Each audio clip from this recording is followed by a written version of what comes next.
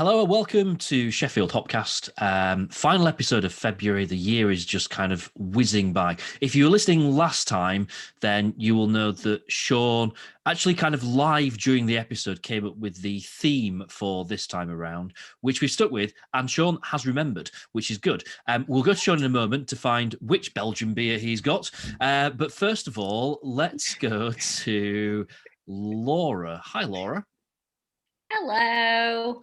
So I forgot to mention what the theme was there.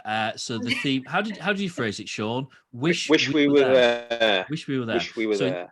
In some way, it's got to be connected with somewhere, a place, a city, a country, just somewhere that we would like to be. Is kind of how I interpreted it. So, yeah, Laura, that's it. During lockdown, yeah, we're all stuck at home, so we wanted a drink to take us somewhere, take us to a place. Go on, Laura. So I've brought. I don't think we've had one of these on the pod before. Wow. So I brought Jarl from Fyne Ales. Don't want to say that I'm predictable, but when I was talking to Robin about coming on today and what the theme was, he was like, "I bet you're going to bring Jarl." just to clarify, that is, you brought about 8.5 pints of Jarl. Oh yeah. It is a full-on mini keg. If you are, because the kind of story behind it. So this is because I've probably mentioned before. One of my absolute favourite places to go and festivals to be at is Fyne Fest, which is held in the Glen. That is owned it's on the same kind of land as the brewery, owned by the same family, and it is one of the most beautiful places in the world.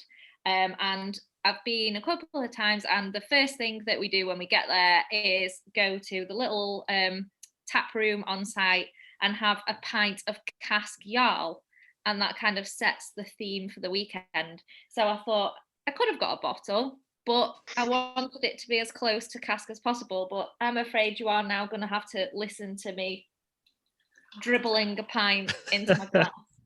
It's not a toilet stop for enjoy that in its full stereo glory. And I've got a glass to match as well, just it's to add to the little festival experience. So just need to get rained on and bit by some midges, and I've got the full Fyne Fest experience on the go. Doesn't your house need to blow down next as well? Oh yeah, probably. You hear a little bit of our guest there, who we will meet in a moment. So Laura's got an entire mini keg to get through. So this episode's going to last about 7 hours, I think. Right, Adam, hello. Is it worth going to Sean first? Sean, who's best to go first? Because I was just kind of intertwined. Is it better for me to go first? You go. Some collision going on. You go, Adam. Yeah. No. Well, I went. Go on. I had a few days off in half term because of the school holidays, so I ended up in town. I thought I'll go see Sean because I've not picked a beer for this week, and I was still kind of undecided on what to get.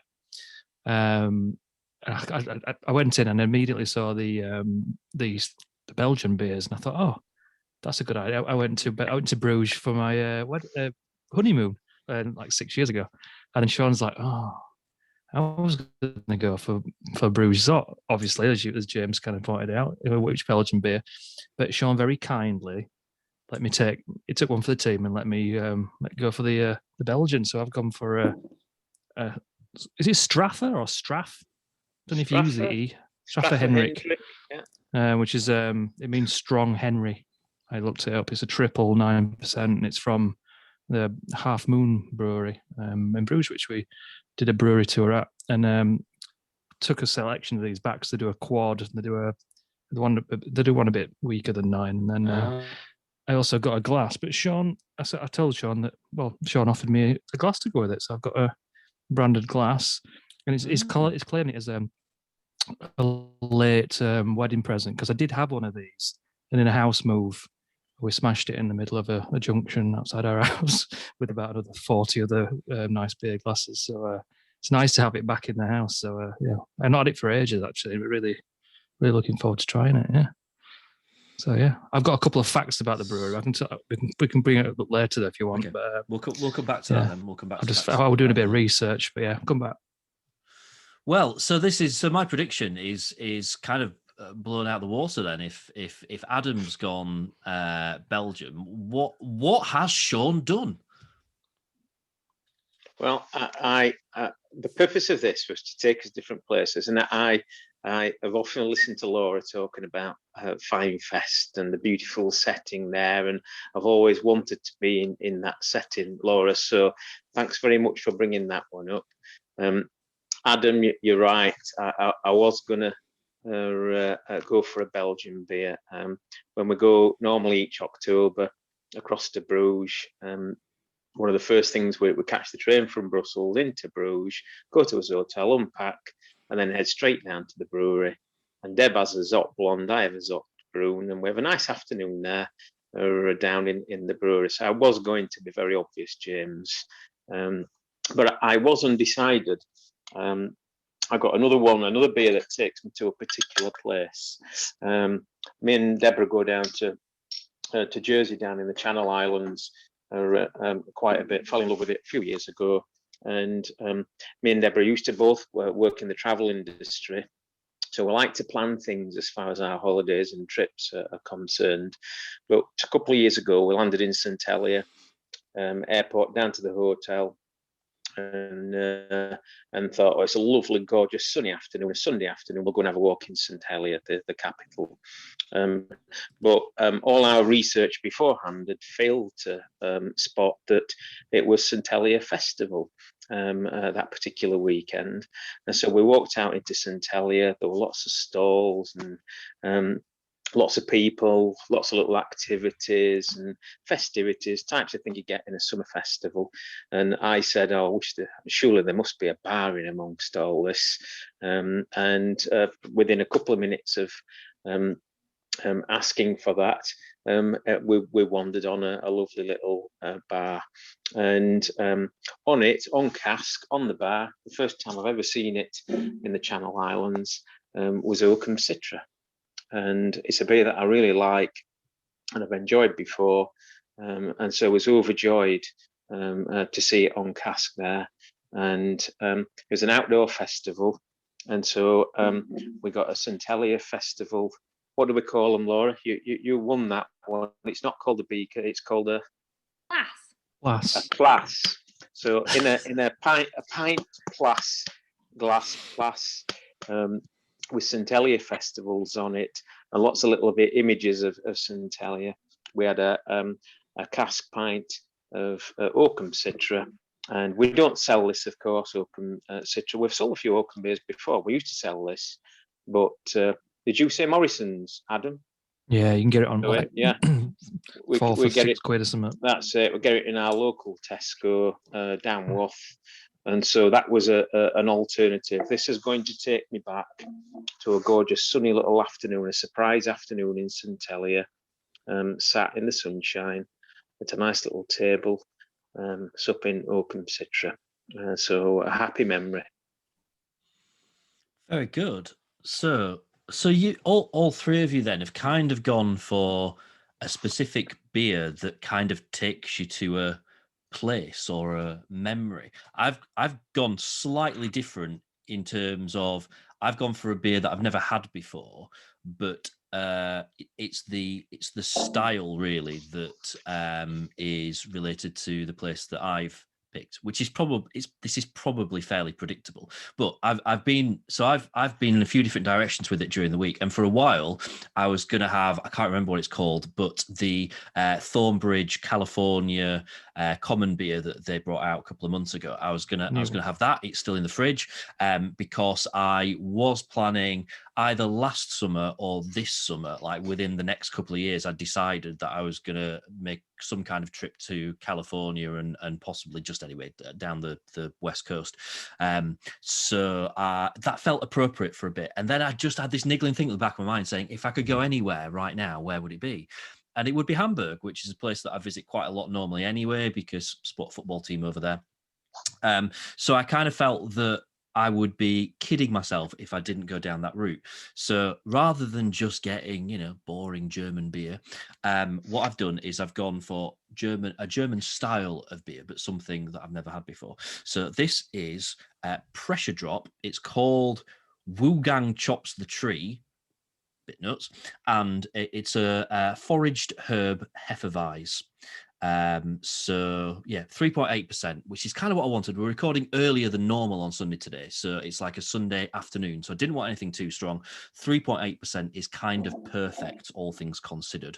And generally been pretty impressed with stuff that I've had from Pressure Drop. So yeah, I've gone style, linking it to Germany, which links it to Hamburg, which is the place that I would go tomorrow if I could do.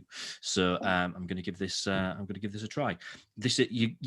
I probably sound like I'm rambling slightly, which I am, because of the fact that normally this is the point where we'd introduce our guest, but he's vanished. He's dropped off the call. So I can't introduce our guest. In fact, I was going to go to Laura to ask Laura to introduce our guest for reasons that would become very obvious, but can't do. So I'll just carry on rambling for a bit. Adam, do you want to share your interesting brewery facts with us? I will do. I think they might have been back, but I'll crack on rather than. So when we went in 2015, the brewery was talking about. I've forgotten all about it until I did some research. That they bottle a lot of their beers, but where they're placed is like down an higgledy-piggledy kind of like cobbled street. So they were planning on building a 2-mile long pipe that went straight to their like bottling plant outside of the city. And it turns out that that did actually happen in 2016. So they have a massive 2-mile pipe that sends beer out of the city to. They crowdfunded it. Yeah, they crowdfunded it, Adam. And when you go in there now, there's a glass panel in the floor with a couple of pipes in there, and you can see the pipes down there a little bit. Do you remember the glass floor that was in the church house down Worth, Adam? Yeah. When you used to go in there, I was too young, but I do remember it. It had a miner down there digging for coal. But the one in Bruges is the pipe, like you said, out to the bottling plant. Yeah, really. The other one was literally just reminded what my wife mentioned before I came upstairs to do this. And she said, "Oh, do you remember the thing about the wartime thing?" And I think that they painted all their like coppers green or something in the brewery, because apparently during one of the wars they were just stripping out all copper and stuff for the like the weapons factories and stuff. So it was a way of disguising some of their equipment so they could kind of crack on. But I think there's only three breweries in Bruges now. I think Pilsner killed a lot of them off. I think because they couldn't get the funds to modernise their equipment or something. But yeah, I found it quite interesting. It just paint a bit of stuff green. No one will ever know that there's anything that could make it. That'll confuse the Nazis, won't it? It's well worth a trip there, though. I mean, even if you're not interested in like brewing specifically, it's just loads of history surrounding, it's brewing generally. But in that building, we had a great tour of. I can't remember her name, but this woman, she was brilliant. Took us around and really like funny with it, and yeah, really good. I think it's called like Halve Maan, but it's Half Moon. I always think it's Halve Maan, but it's not. It's Maan, which means moon. But yeah, it's well worth a trip if you do get yourself abroad ever, anytime. Maybe we could make this a regular feature, like History Corner with Adam Nicholson. I quite like it. Yeah, you could do like your couple of historical facts every time. Right then, our guest is back. Let's go to Laura to introduce our guest. Oh, I didn't know I was going to be doing this, so sorry, Robin. So our guest today is Robin Baker. He is a colleague of mine from Abbeydale Brewery and had the misfortune of having to sit next to me for the first 3.5 or so years that I worked at Abbeydale. But absolutely top guy.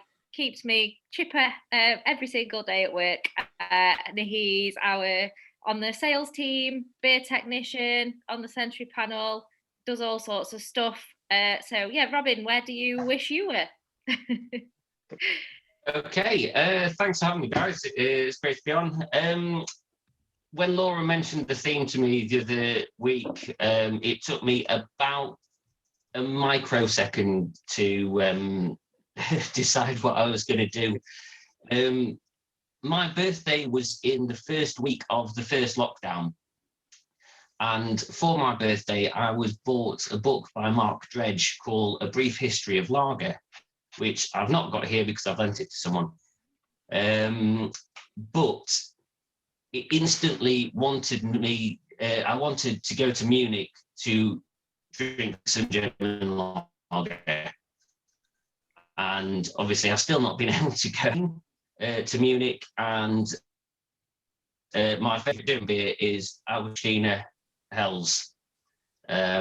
So that's what I've picked. I've even got my mass, although I'm slightly off brand because it's from the Hofbrau house. But yeah, hopefully my bottle opener works up here.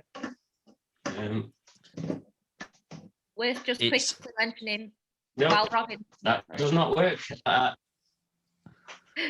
Just while Robin's opening. Let me. I'll be back in 2 minutes, guys. I'm going to. Okay. Yeah, I'm going to try and get my internet working better as well. I do apologise. We are experiencing some minor technical delays in communications. I've got a good story about Hofbrau House as well, if you want that one. I think Laura tried about 7 times to say something in amongst all that, so I really feel like we should hand over to Laura. Go on. I was just going to fill in that after Robin read that book in the first lockdown, he lent it to me, so I read it later in the year. It's so worth a read. Whether, however into your beer you are, it's really accessible if you're interested in the history, or if you're not that familiar with kind of the lager making process and all that kind of thing. But equally, if you're a total lager nerd, you will still learn absolutely tons from it. It's an absolutely brilliant book. And Robin might find he's got a little stowaway accompanying him to Munich when the time comes. Because it's pretty much everywhere that's mentioned in that book made it onto my places that I'd like to travel to list as well. So yeah, definitely recommend it if anybody's looking for a beery read.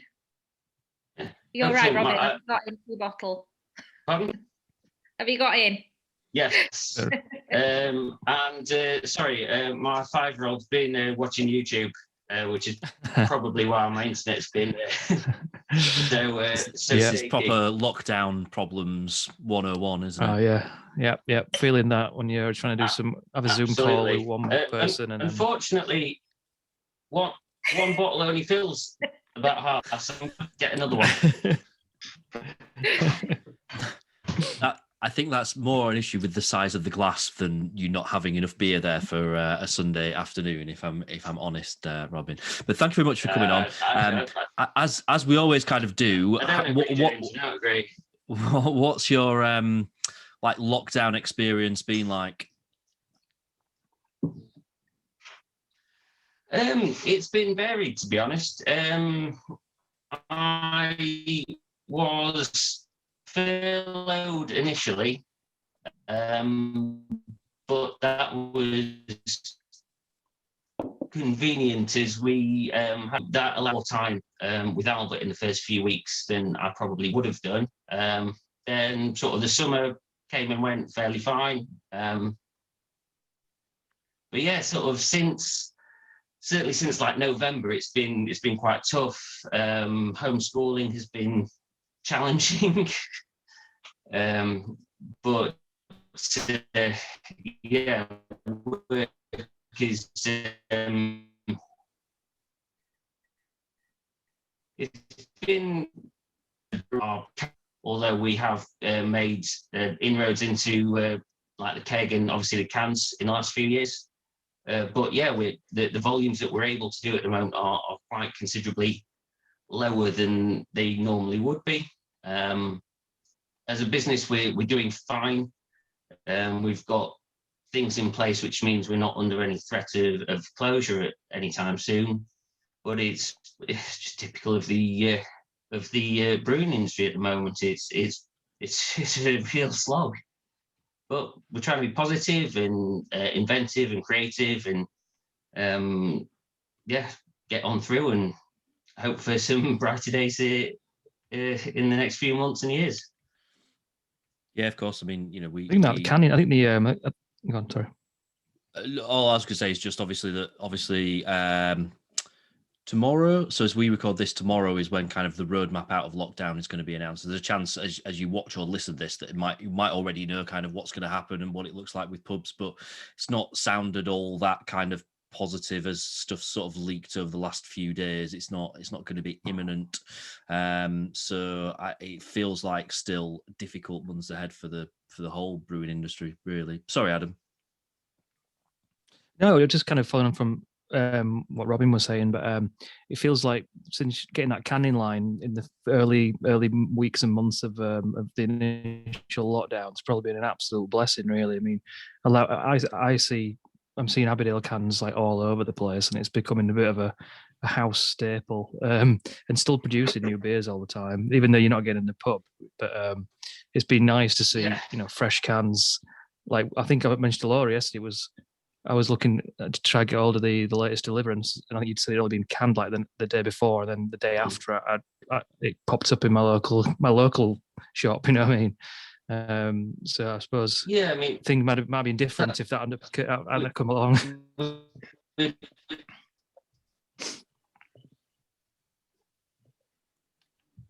Oh, I think we've lost Robin.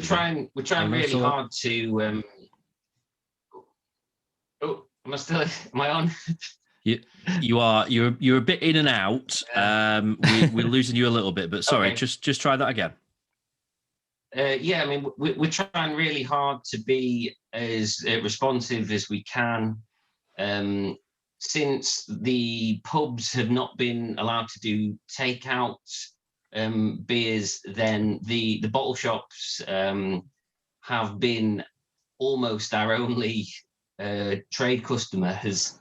So we try really hard to make sure that as soon as something's canned and boxed up, it's out and into the bottle shops, and so they can buy it in.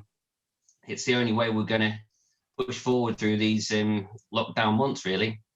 The canning line turned up absolutely at the best time it possibly could have done, and has been a saviour for us. We're very grateful for having it. It's great. Imagine the demand for the mobile canning companies has probably gone through the roof as well. So maybe I don't know how your contracts worked with them initially, but like having that freedom of going, I've got a zone now. We can kind of do what we want. It's probably been good. The mobile canners were great for those getting established with the cans that we wanted to do. They meant that you could do sporadic runs when you were ready for them, but you were always at their behest. And if something went wrong with their machine or their staffing, the beer that was perfectly ready to can has to just sit there, and then that has knock-on effects further down the line, production-wise. Having our own machine means we can can what we want when we want to, and how much of stuff. There was certainly it was quite costly to can very small batches with the mobile canners, which we have a bit more flexibility now, it's far more beneficial to us to have our own line. Yep, makes sense. Laura, you've talked about Fyne Fest a few times on the podcast, to the point whereby last year I pretty much resolved that I was going to go, and then obviously it didn't happen in the end anyway. What is your favourite memory or memories from Fyne Fest? So, the times that I've been, we've kind of camped in the same corner with a load of other brewers, some of whom we were friends with before.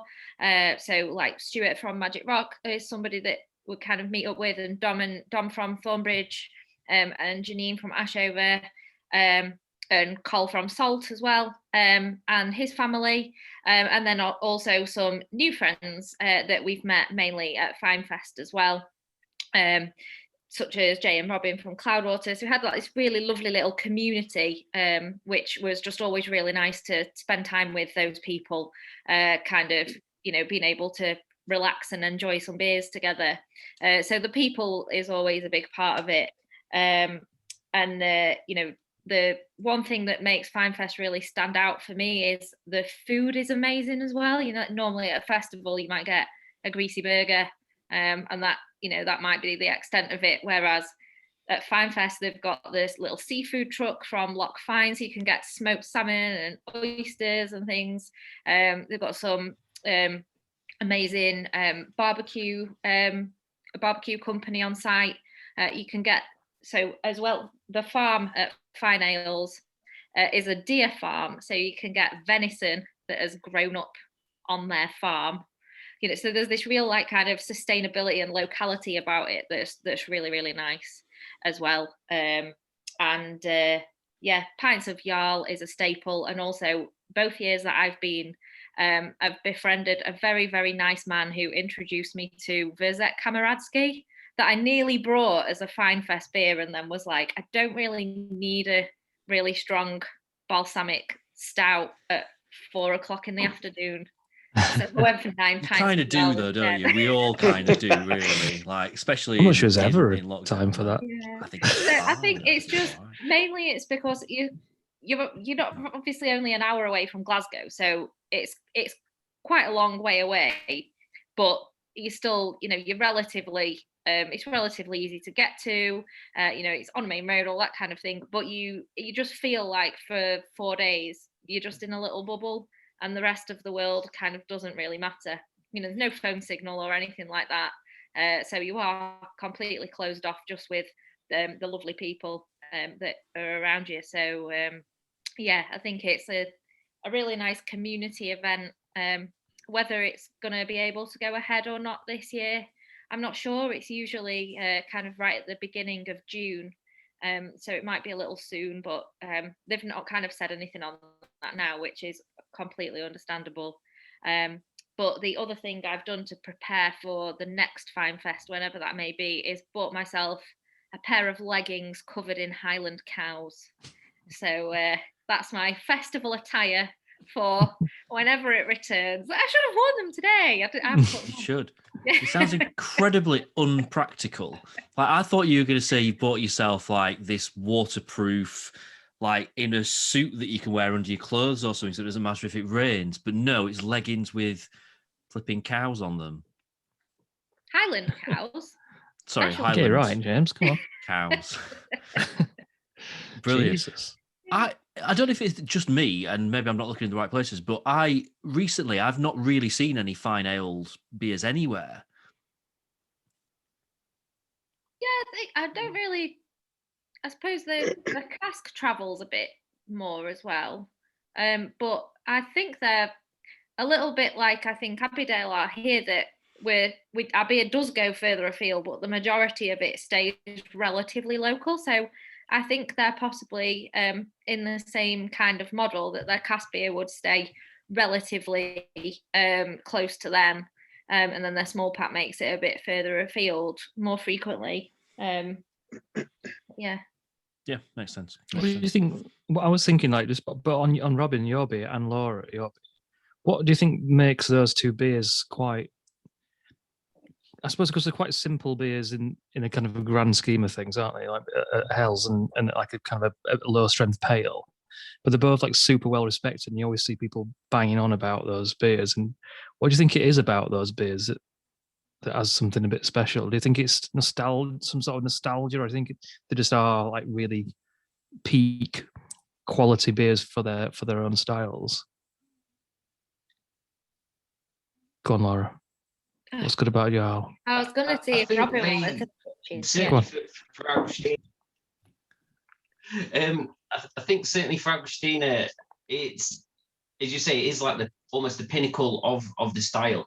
But for me, and this does apply to Jarl as well, it's drinkability.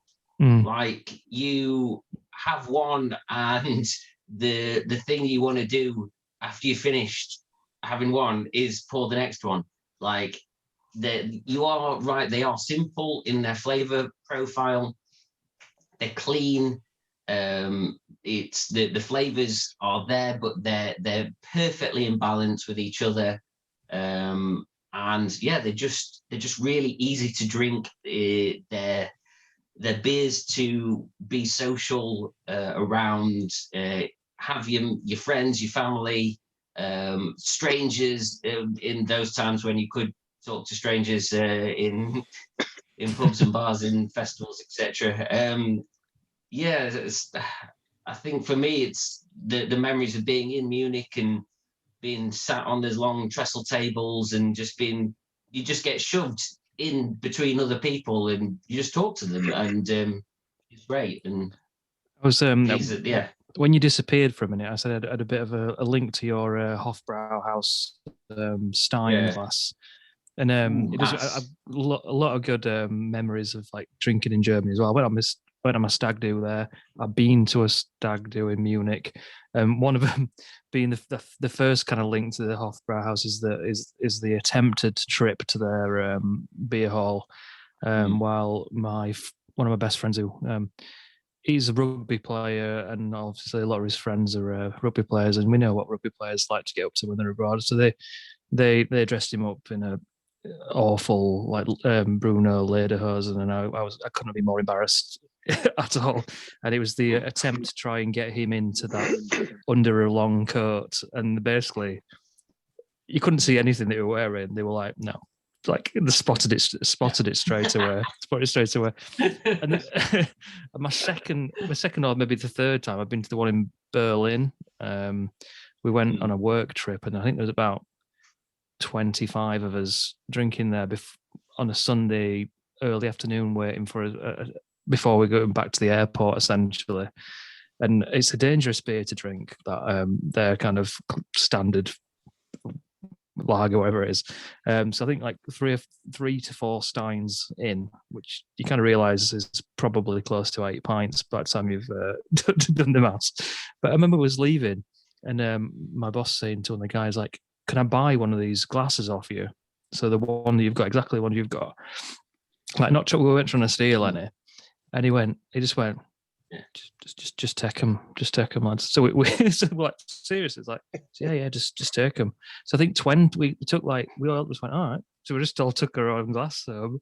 So that they ended up in a one of my friend's bag, like kind of hold all bags, trying to get 20 of those things back through customs.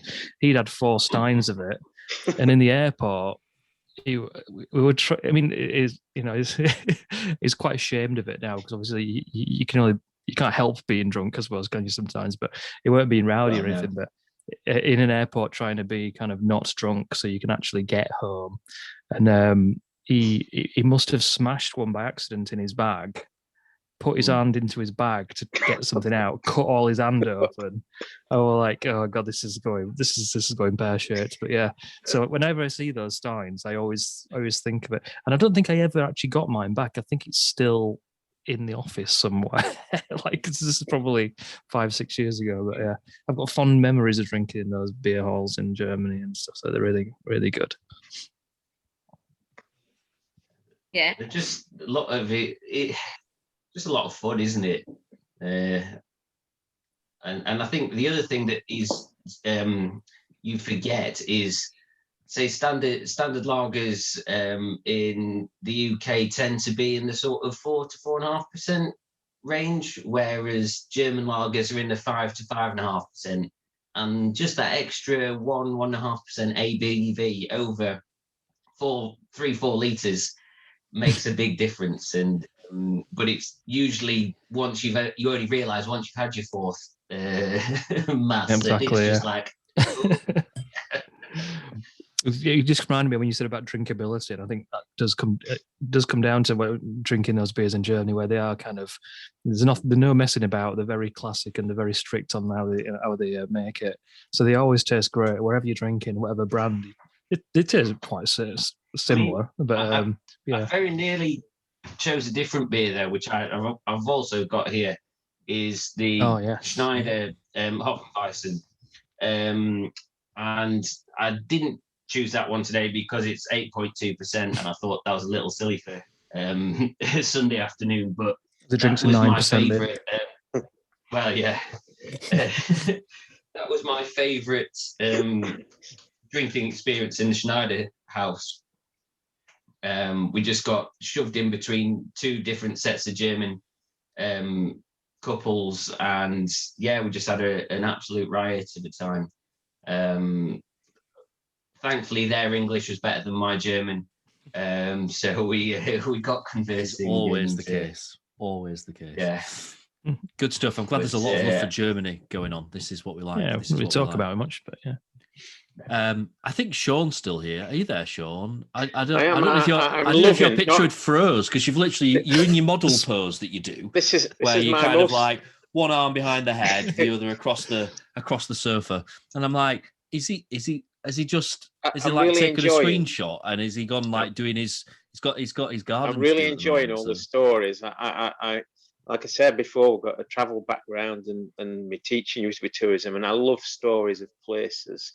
So I love to hear of different visits to different places and memories that come back from people. I've learned a couple of things as well on the show today.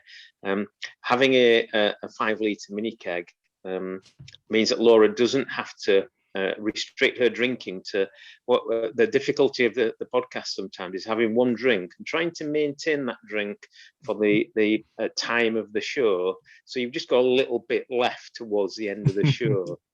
But having a mini keg means you can just bang, bang, bang and keep at it. And there's so that's an idea. We might have to bring our own individual mini keg and have a mini keg podcast. That's a great mini idea. Keg episode. It would go on for a while, though, wouldn't it? Well, it would mean that we wouldn't have to. I'm desperate to drink this bloody thing, but I didn't want to peak too early. But I've also learnt, just from sitting and listening there, that Oakham, of course, based in Peterborough, Oakham were the first brewery in the UK to use Citra. Back in 2009, their brewing director went out on a trip to the States looking at the latest season's hops and came across a new hop in 2009 called Citra. I was amazed by it, quickly rushed it back to the UK to brew with, and Oakham Citra is the original Citra UK. The only one thing that I'm disappointed with about the whole show and about the beer that I'm drinking is that Oakham have felt the need to put Session IPA underneath the name of Oakham Citra on the bottle, when really it's just a beautiful little Citra pale ale. It's 4.6%. They've gone Session IPA, perhaps to try and jump on a bandwagon that they're about 5 years too late to jump on. But everything else about the beer, it's just simple and classy and so refreshing. And again, the word's been used a number of times already, but so drinkable, so moreish. And despite being 4 for £6, Adam, I didn't want to push it. I've got a lot of beer in the house, so we bought one bottle. I now wish very sensible. I now wish we'd gone for the four for wherever it is. But there you go. I'll find something else. I kind of feel that seeing as I'm the only person that's drinking a beer I've never had before, I should talk a bit more about it, because it's incredibly, it's very gentle, it's very subtle. I guess you'd expect it to be, it's a Hefeweizen, it's 3.8%, and the addition of, it's described as locally foraged bay, is what it says in the notes on the back. I would describe it as a very pleasant beer. I probably wouldn't have another one. It's just a bit, it's an interesting take on a very nice style of beer, but doesn't add anything for me. James, Hamburg. It's a great can. Yeah, well, if you were going to be sat on a Sunday afternoon in Hamburg, having a drink, no plane to catch, so you've not got Adam's problem, where would you be right now in Hamburg? Hamburg is actually in fact, I think Germany as a whole is probably a couple of years behind in terms of craft beer. And also going to Hamburg, the point of it is not really about craft beer. So it would probably be in a pub called the Jolly Roger, which is straight across the road from the Millantor Stadium, which is where St. Pauli play, which is it's a bit. I mean, I guess you'd probably describe it as like.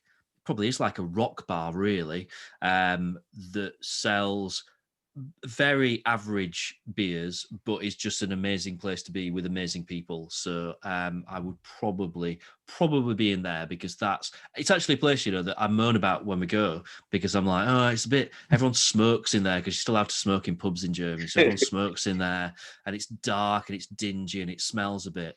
And I always have a right whinge about going, but you know what? I miss it so much; it's ridiculous. So, I'd be there, and I'd spend the day there. And I promise to everyone, I would not moan about the fact that we're there. I would just soak it all in, and I will never complain about any of that stuff before. In fact, I might even just start. I might take up smoking again, just so I can join in, and get the full experience when I'm there. I'm not going to do. Is it pirate ship themed or not? No, it's not. Seems to suggest it. It's their flag. Isn't what a it? shame! Like St. Pauli's flags. Well, they got some sort of association with like the Jolly Roger flag, haven't they? So I think that's kind of where it probably stems from. There you go. Right.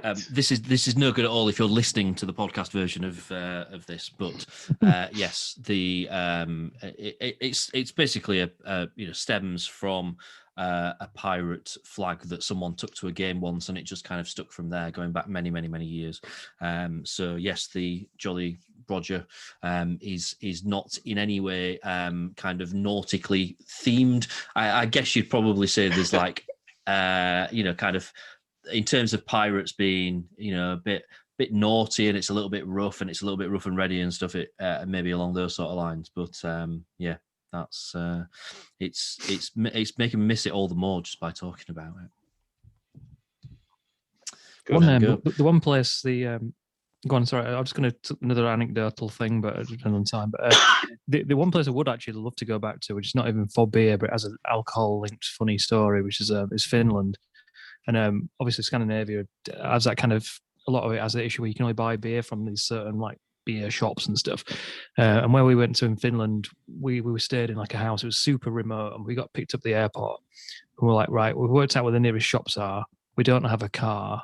It's like really, really snowy, and the taxis are a fortune. So let's just get his taxi driver to drop us off, stop us like one of these supermarkets. We'll run in, get some stuff, and carry on.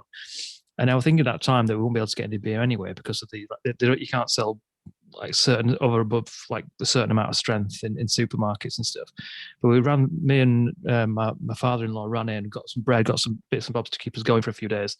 And they're like, they do sell beer and stuff. So like I looked at some stuff, went, that looks all right. It's 5.5%. I didn't think you could have beer that strong or whatever. So I grabbed a case of it, got it through all this thing, got back in the taxi, got to a house we were staying. So that was basically the only thing we had between sort of 8 of us, I think. And put it down the table, and it turned out it weren't cans of beer at all. It was cans of 5% gin and grapefruit juice. So basically, so I was like, "Oh, cheers, mate. Well done on that one." But, so actually sounds quite nice, though. Yeah, it was all right. But when you're thinking, but we've got no beer at all. That's literally what we're all sharing, because you can't buy wine. You can't buy wine over. I think it's something. There's about like a 5% cut off in supermarkets in Finland. In like Sweden, it's even lower. It's like 2%. But just that how remote we were, it would have cost us about 50 quid just to get a taxi there and back to like 5 miles away. So yeah, we decided to suffer and just really nurse these kind of cans of gin and grapefruit juice. But I'd love to be back. Cool. Right. That's probably going to wrap us up then for this week. Robin, thank you very much for joining us. It's brilliant to chat to you. Do we already have a theme for in a couple of weeks, right? Next week the next one is it's about brewery taps. Yes. That'll be in 2 weeks. time. Yes. So yeah, we'll leave it at that for now. That's cryptic enough. It's about brewery taps. Right, cool. All that remains then is for cans and glasses in the air for our beer selfie. So if Robin can still pick his up, because it's like a bucket of beer that he's got going on there. And that will do us.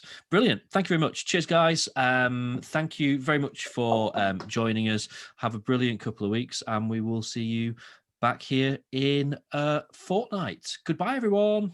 Match. Goodbye. Bye.